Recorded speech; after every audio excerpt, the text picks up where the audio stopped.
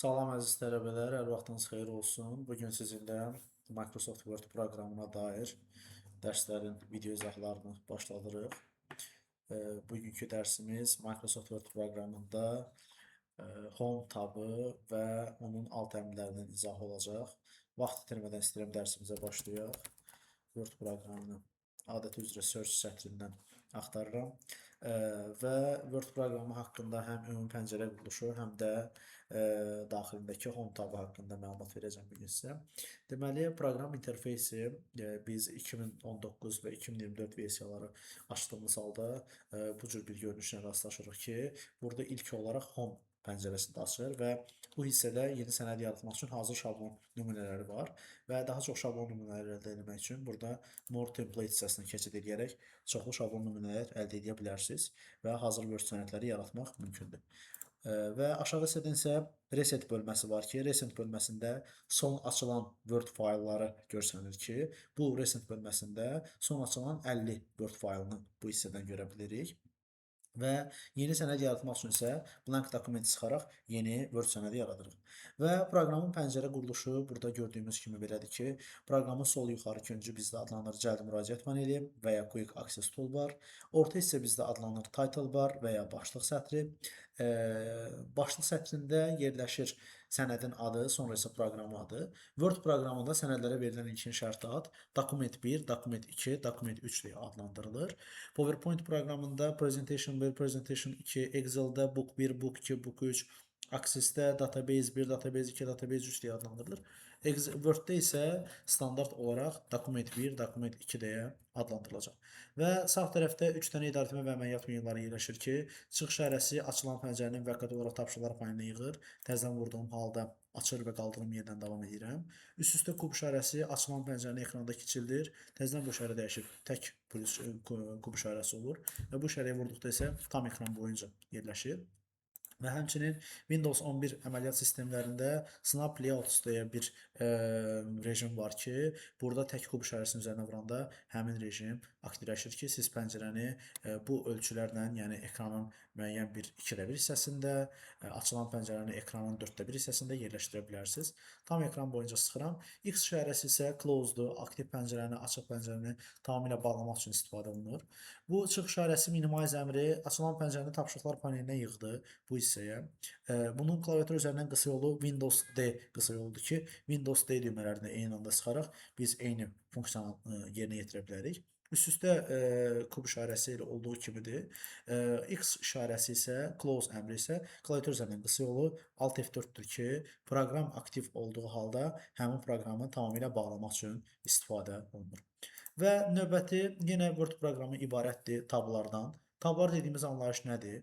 Home, Insert, Design, Layout, Reference, Mailings, Review və View tabları olaraq və həmçinin fayl menüsü olaraq Word proqramı 9 ədəd özünə məxsus tabdan ibarətdir. Əvvəlki versiyalarda Word proqramının 2010-cu il versiyası da daxil olmaqla orada 8 tab var idi. Hansı ki Page Layout tabı deyə bir tab var idi ki, artıq 2010-cu il versiyalardan sonra, yəni 2013, 2016, 2019 və 2021-24 versiyalarında artıq Page Layout tabı yığışdırılıb, Design və Layout tablarına parçalanıb. Və hər bir tab daxilində lent qruplarından ibarətdir. Lent qrupları dediyimiz anlayış başdan ortadakı belə solğun nazik xətlərlə bölünür ki, bu hissələr bizdə bütöv lent qrupları adlandırılır və hər tabın üstünə vuranda bizi fərqli-fərqli lent qrupları və lent qrupları daxilində müxtəlif menülər, əmrlər qarşılayır. Və orta hissədə bizim üçün səhifəmizdir. Nə iş görəcəksə bu səhifənin üzərində görəcəyik. Aşağı hissədə isə bu hissədə bizim üçün status bar və ya vəziyyət sətri yerləşir ki, həmin bu status bar üzərində cari sənəd daxil olan səhifələrin sayı, sonra sözlərin sayı, sonra isə səhifəmizin dili yerləşir. Və sağ tərəfində isə görünüş rejimləri, hansı ki bu üç görünüş rejimi haqqında biz View tabını keçəndə ətraflı öyrənəcəyik və lap sağ tərəfdə yerləşən miqyas çubuğu yerləşir ki, bu miqyas çubuğunda plus işarəsi ilə 10% miqyası artıra, minus işarəsi ilə isə 10% miqyası kiçildə bilərəm. Və ya bu ortada olan kvadrat işarəsi ilə sıxıb sürüşdürərək miqyası yaxınlaşdırıb və uzaqlaşdıra bilərəm. Həmçinin burada miqyasın ölçüsü ilə bağlı bir şey nəzərinizə çatdırım ki, miqyasın Word proqramında maksimal ölçüsü ola bilər 500%, minimal ölçü ola bilər 10%, standart ölçü isə göz təması ilə ən yaxşı səviyyəli ölçü isə 100%-dir. Və növbəti internet üzərindən bir məlumat kopyalayacağam və Word daxilinə gətirəcəm.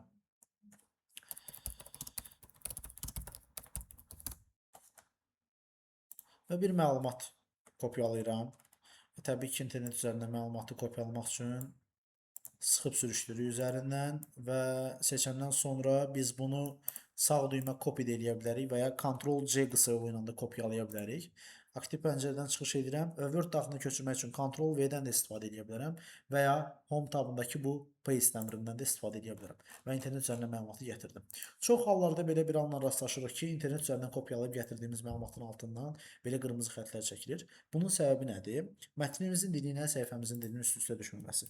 Hal-hazırda bizim mətnimiz Azərbaycan dilindədir və biz bayaq qeyd elədik ki, bu hissədə status barda cari sənədin və səhifələrinin dili yerləşir ki, biz mətnin belə deyək, altından çəkilən qırmızı xəttlərin ləğv etmək üçün həmin bu dil əmrindən istifadə edəcəyik. Mətnin dili hal-hazırda Azərbaycan dilindədir, səhifənin dili isə ingilis dilində. Mətnin dili ilə səhifənin dili üst-üstə düşmədiyi halda orfoqrafik və qrammatik yoxlamalar işə düşür və orfoqrafik səhvlər kimi qəbul olunur və ona görə altından qırmızı xəttlər çəkilir. Qeyd eləyək ki, mətnlərdə və ya sözlərdə altından çəkilən qırmızı xəttlər orfoqrafik səhvləri, bəzən isə yaşıl xəttlərlə rastlaşa bilərik. Yaşıl xəttlər isə qrammatik səhvləri bildirir. Və mən bunun üçün mətnin altına çəkilən qırmızı xəttləri ləğv etmək üçün mətnin hamısını seçirəm. Bunun üçün Ctrl+A qısa yolundan istifadə edirəm və Ctrl+A ilə seçdiyim halda aşağıdan dil əmrinə daxil olub uyğun dili Azərbaycan dilini və Don't check spelling or grammar, yəni orfoqrafik qrammatik yoxlamaları etmə deyə əmri aktivləşdirib, OK vururam və altına çəkilən qırmızı xəttləri ləğv edib aradan qaldırıram. Və növbəti Word-ün özünün daxilində kopyalama əmri üçün məlumatın müəyyən bir hissəsini və ya lazım olan bir sözü aşağıda hal-hazırda öz ad soyadımı qeyd edəcəm. Burada məsəl üçün adımı seçirəm və Home tabındakı Clipboard qrupunda ilk əmrimiz kopya əmri. Kopyalayıram, kursoru aşağıdan Enter-lə boş bir nöqtədən qoyuram və Paste vururam, bura köçürdürüm. Və ya məlumatı seçirəm, bu dəfə cut edirəm. Cut elədiyim halda məlumatı həm kopyalayıram, həm də kəsib götürürəm. Yenə kursoru hansı nöqtədən qoyub Paste vursam, ora köçürtmüş oluram. Copy ilə cut arasındakı fərq odur ki, copy məlumatı olduğu yerdə saxlayır. Həmçinin kursoru hansı nöqtəyə qoyub Paste vursaq, ora köçürdür. Cut isə məlumatı olduğu yerdən həm kopyalayır, həm də kəsir götürür. Kursoru hansı nöqtəyə qoyub paste vursaq, ora köçürdür. Və məlumatın hamısını yenidən seçirəm, ya müəyyən bir hissəsini, ya da hamısını seçirəm.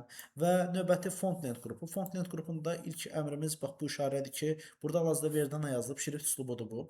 Burada biz standart rəsmi dövlət sənədlərində Arial və ya Times New Romandan istifadə edəcəyik. Bu şrift üslubları ən rəsmi şrift ölçüləridir və dövlət sənədlərində ərizələr, protokol, sərəncamların yazılmasında standart olaraq həmişə əvvəllər Times New Romandan istifadə olunurdu. İndi artıq Arial şrift üslubundan istifadə olunur.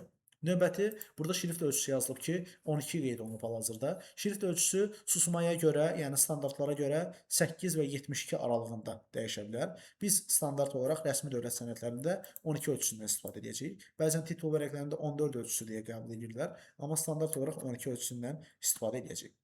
Növbəti increase font size və decrease font size əmrləri vasitəsilə A hərfi artım, A hərfi azalma, bu simvollar vasitəsilə də şrift ölçüsünü artırıb azalda bilərsiniz. Həmçinin change case deyə bir əmrimiz var ki, Word-ün özünün daxilində belə bir funksiyonallıq var ki, yeni cümləyə başlayanda cümlənin birinci hərfi böyük hərflə yazılır və ya abzasdan yeni bir sətrə keçid edildiyi halda birinci hərf böyük hərflə yazılır.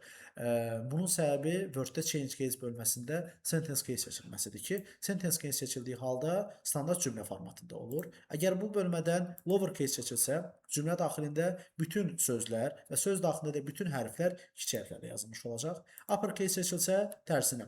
Cümlə daxilində də bütün hərflər, sözlər, həmçinin bütün sözlər daxilindəki hərflər də hamısı böyük hərflərlə yazılmış olacaq. Capitalize each word seçdiyimiz halda sözlərin yalnız baş hərfləri böyük hərflərlə yazılır. Həmçinin toggle case seçdiyimiz halda sözlərin birinci hərfləri, daha doğrusu böyük hərflər kiçik, kiçik hərflər isə böyük hərflərlə yazılmış olacaq.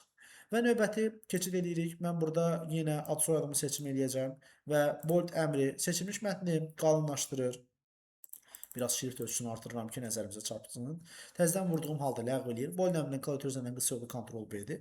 İtalik əmri seçilmiş mətni mali şəkildə yazır. Təzədən vurduğum halda ləğv eləyir. Yəni buna kursivlə yazılmış vəziyyətdə deyirlər hətta bəzən. U underline əmri də altından xətt çəkir, təzədən vurduğum halda ləğv eləyir. Underline-ın kənarındakı bucaq işarəsinə vurub buradan fərqli xətt stilləri əldə edə bilərik. Həmçinin underline color bölməsindən rəngin altdan çəkilən xəttin rəngini də təyin edə bilərik.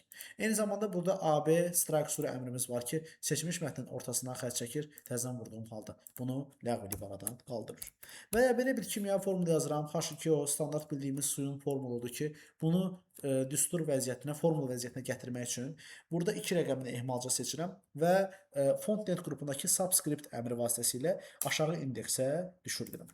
Həmçinin 5-in kvadratı bərabərdir 25 yazmaq istəyirəm. Tutaq ki, 52 bərabərdir 25 yazdım. Təbii ki, bu düzgün yazılış deyil. 2 ədədini qüvvətə qaldırmaq üçün 5-dən sonra yazılan 2 ədədini seçirəm və superscript əmrini aktivləşdirib ədədi qüvvətə yüksəldirəm. Çox vaxt tələbələr mənə deyir ki, burada 2 rəqəm yazıldığından əmrin üzərində müəllim də 2 rəqəm üzərində izah edir. Əslində belə deyil. Yəni 2 üstü 10 bərabərdir 1024 yazmaq istəsəm 10 rəqəmini eyni anda seçib qüvvətə qaldıra bilərəm. Hətta burada təkcə rəqəmləri yox, hərflər də edə bilərəm. Məsəl üçün deyirəm 2 üstü x bərabərdir 1024.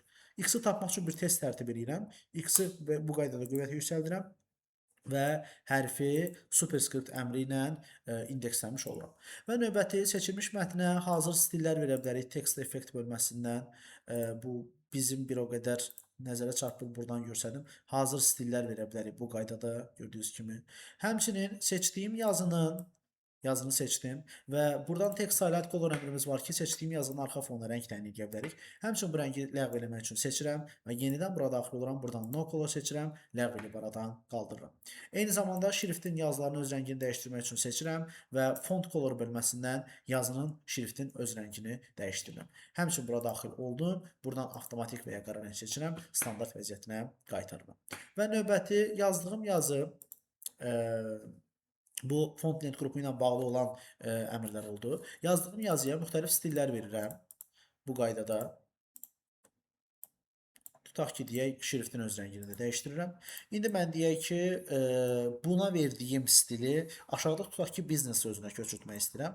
Bunun üçün bu məlumatı seçirəm və format painter əmrindən istifadə edəcəm ki, bu sözə verdiyim formatı stili kopyalayacaq və kursoru hansı sözün üzərindən sıxıb sürüşdürsəm, həmin sözə tətbiq eləmiş olacaq. Və növbəti bu sözə verdiyim stili ümumiyyətlə sıfırlayıb aradan qaldırmaq üçün, yəni stili tamamilə təmizləmək istəyirəmsə, bunun üçün yazını seçirəm və gəlib A hərfi üzərində pozan işarəsi olan clear all formatting əmri ilə sıfırlayıb aradan qaldırıram. Həmçinin arxa fona verdiyim rəngi də ləğv eləmək üçün seçirəm və buradan no color seçərək ləğv edib aradan qaldırıram. Həmçinin burada da seçdim, sıfırladım və no colordan arxa fonda ləğv edim. Yəni burada stili standart olaraq sıfırlayır. Word-ün öz versiyasına, ilkin versiyasına gətirir. Və növbəti paragraf net qrupu. Paragraf Azərbaycan dilinə tərcümədə abzaslıya tərcümə olunur ki, burada abzasla bağlı olan parametrlər, əmrlər yerləşir ki, ilk olaraq məlumatı seçdim və mərkəzə sağa, mərkəzə sola doğru yer dəyişmə apara bilərəm. İkincisi, hissə sağa increase indent və decrease indent əmrləri vasitəsilə aparıb gətirə bilərəm. Növbəti, kursoru qoydum bu yazının üstündən altdan bir neçə dənə ad yazıram.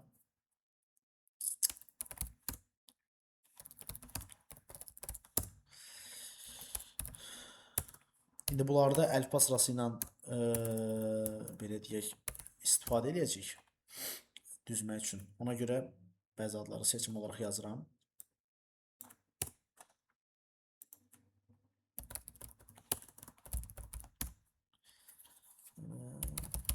Okay. Və alt-alta yazdığım adları seçdim. Aşağıdan da enterdən ora məsafəsi buraxaq ki, bunlar bir-birinə qarışmasın. Demək, alt-alta yazdığım adları seçdim və gəlirəm paragraf net qrupunda ilk olaraq bullets əmri ilə simvollar vasitəsilə simvollayıram. Bax, bu qaydada simvolladım və hər bir belə deyək, abzasın və sətrin qarşısında bu simvolun yazıldığını gördük. Ləğv eləmək üçün buradan none seçirik, ləğv eləyib aradan qaldırırıq. Və növbəti gəldik burada define new bullet hissəsinə keçid edirik. Bu hissədən əgər məsəl üçün burada simvolları əlavə eləmişik, simvol sayı yoxdursa, daha doğrusu bizim istədiyimiz simvol yoxdursa, yəni məhdud saydadır burada. Özümüzdən istədiyimiz bir simvolu əlavə etmək üçün define new bullet əmrindən istifadə edəcəyik ki, buradan simvol bölməsinə keçid edirik və açılan pəncərədən müxtəlif bir simvol seçib Deyək ki, fərz edək ki, bunu seçdim. OK və OK bu qaydada əlavə elədim. Bunu ləğv etmək üçün yenidən daxil oluram və non seçirəm. Ləğv edib aradan qaldırıram. Növbəti paragraf lent qrupunda eyni ilə bullets əmrinə daxil oldum. Non seçdim, ləğv elədim, aradan qaldırdım. Numbering əmrinə daxil olacağam. Numbering əmrindən isə ədədlərlə və ya hərflərlə test düzəltmə formatları və s. bunun üçün istifadə edə bilərəm ki, məsələn, burada bir yanında nöqtə deyə bir nömrələmə üsulu var. Bundan istifadə edirəm. Ləğv eləmək üçün yenidən non seçirəm, ləğv edib aradan qaldıram. Həmçinin burada indi bu sonradan dərslərdə izah olaraq əlavə elədiklərimizdir. Məsələn, deyirəm ki, burada mən istədiyim bir simvoldan sıralama yoxdur. Tutaq ki, deyək, mən böyük A hərfi yanında mötərizə işarəsi və ya deyək ki, bir rəqəmlərlə nömrələnsin və yanında tutaq ki, durğu işarələrinin hansısa biri olsun, faiz işarəsi olsun və ya başqa bir işarə olsun, diyez işarəsi olsun. Bunun üçün mən nə edirəm? Define new number format bölməsinə daxil oldum və bu number format hissəsindən diyez işarəsini qeyd edirəm. Yəni istədiyim simvol nədirsə onu qeyd edirəm. OK vurdum və bu qaydada kənarına əlavə eləmiş oldum. Burada nəsə birincidə fərqli alınır. Yəni biraz şrift ölçüsü kiçik alınır. Seçdim, yenidən sıfırlamaq üçün buradan non seçirəm, ləğv edib aradan qaldırıram yoldaşlar. Və növbəti gəldik nəyə?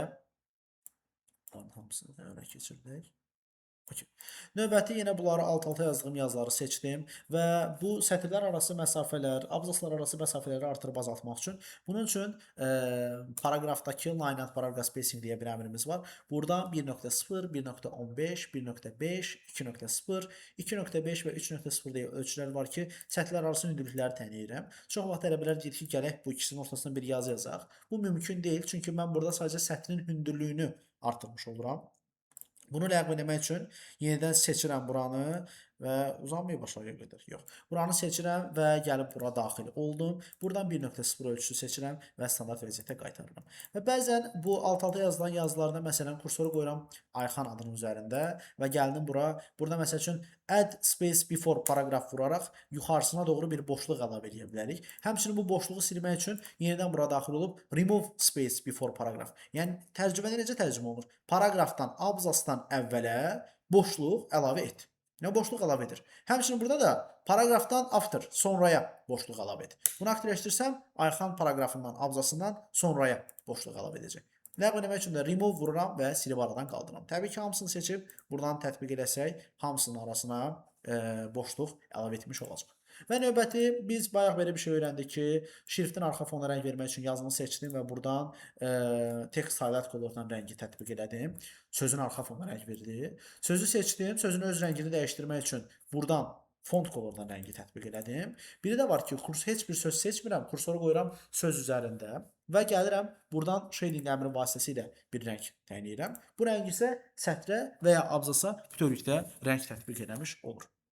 Və təbii ki, bunu ləğv eləmək üçün bura daxil olub no color, digərlərini ləğv eləmək üçün isə daxil olub avtomatik və arxa fonda ləğv eləmək üçün no color seçirəm, ləğv edib aradan qaldırıram. Və növbəti gəldik, keçid edirik. Bu hissəsi sağa, hissəsi sola doğru keçirmə əmrlərini bildirdim. Demək, burada A-dan Z-ə doğru düzləndirmək, əlifba sırası ilə bu yazıları düzləmək üçün AZ əmri, sort əmrinə daxil oluruq və belə sort text adlı bir dialoq pəncərəsi açılır. Bu dialoq pəncərəsindən descending seçib OK vursam, əlifbanın tərsinə Z-dən A-ya doğru düzmüş olacaq. Həmçinin bura daxil olub ascending seçib OK vursam, A-dan Z-ə doğru əlifbanın düzünə düzləndirmiş olacaq. Eyni zamanda növbəti keçid edirik Style Student qrupuna. Style Student qrupunda mətnlərə hazır stil vermək üçün buradan istifadə eləmək olar ki, mən bir o qədər açığı desəm, buradan çox istifadə eləmirəm. Çünki bura belədir ki, mətni qalınlaşdırmaqdır, şrift üslubu, şrift ölçüsü və s.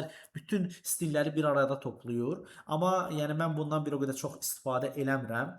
Çünki bəzən nəyisə təyin edəndən sonra dəyişdirmək məcburiyyətində qalıram. Yəni istədiyim bir şey olmur içərisində. Ona görə çox istifadə eləmirəm. Yəni dizayn və stil vermək istəsəm, şrift deyə, font deyə, lent qrupu var idi. Buradan istədiyim əmrləri seçib tətbiq edə bilərəm. Növbəti find əmrimiz var ki, editing lent qrupundakı ilk əmrdir. Find əmrinin üstünə vuranda sol tərəfdə belə bir naviqasiya paneli açılır. Find əmrinin klaviatür üzərindən qısa yolu Ctrl F-dir. Elə üzərinə gətirdiyimiz halda bunu görə bilirik. Və bu naviqasiya panelindən adından göründüyü kimi, yəni naviqasiya proqramı nə edir? Axtarış edir. Mən də buradan mətndə olan hər hansısa bir sözü bu qaydada axtarıb tapa bilərəm. Məsələn, biznes sözü yazdım. Mətndə biznes sözləri çox təkrarlanır. 25 dənə nəticə olduğunu burada qeyd elədi və həmin nəticələr hansı abzasların içərisindədirsə, onları da qeyd edir. Və hansı abzasın üzərinə vursam, gedir həmin cümləni, ya da hansı sözün üzərinə, cümlənin üzərinə vursam, həmin cümləni içərisində həmin axtarılan sözü seçilmiş vəziyyətə gətirir. Və nəticə də məsəl üçün hal-hazırda göstərir ki, bu 25 nəticədən 15-ci nəticədir, biznes sözüdür. Və ya başqa bir söz axtarıram elə buradan, tutaq ki, mətndə olan bütün plan sözlərini axtarıb tapıram. 15 dənə nəticə tapdı. Gəlirəm məsəl üçün buna vurdum, getə çıxdı bunun üzərinə. Buna vurdum, getə çıxdı birinci üzərinə və s. Buna vururam, qalxır birinci üzərinə. Bu qaydada üzərində keçid edə bilərəm. Və növbəti replace əmrimiz. Replace əmri nədir? Məsələn, mən deyirəm ki, mətndə olan bu bütün biznes sözlərini mən deyək ki, əvəz eləmək istəyirəm. Biznes sözləri burada fikir verirsinizsə, təkrarlanır, çox təkrarlanır. Mən deyirəm, mətndə olan bütün biznes sözlərini təhsil sözü ilə əvəz eləmək istəyirəm. Bunun üçün bu replace əmrinin üzərinə vuranda belə bir find and replace adlı bir dialoq pəncərəsi açılır və bir daha qeyd edirəm, replace-dən find and replace adlı dialoq pəncərəsi açılır. Bu pəncərədə find what hissəsinə mətndə olan sözümü, replace bir hissəsini isə əvəz eləmək istədiyim sözü yazıram və replace all vuraraq hamısını dəyişirəm və buradan bildiriş olaraq gəlir ki, mətndə 23 dənə dəyişiklik qeydə alındı və burada bütün biznes sözləri və gördüyünüz kimi təhsil deyə dəyişmiş oldu. Və növbəti select əmri. Select əmrində select all-un üzərinə vurduğum halda mətnin hamısı seçilmiş vəziyyətə düşür və bir də select object deyə bir əmrimiz var ki, obyektlər seçilmiş vəziyyətə düşəcək. Obyektlər də bizdə nədir? Word, Excel, PowerPoint daxilində obyektlər şəkillərdir, fiqurlardır, diaqramlar, cədvəllər. Bunlar hamısı obyektlər nəzərdə tutulur ki, select object vurulduğu halda yalnız və yalnız obyektlər seçilmiş olur. Amma select all vurulduğu halda həm obyektlər, həm də ki, bütün mətn seçilmiş vəziyyətə düşür. Bu bizim home tabımız oldu yoldaşlar. Növbəti tablar haqqında digər video izahlarda məlumat verəcəm. Bu tabın bütün əmrlərinə siz də diqqətlə dinləyin və təkrar praktikalar edin. Hər birinizə bol uğurlar. Sağ olun, sağlıqla qalın.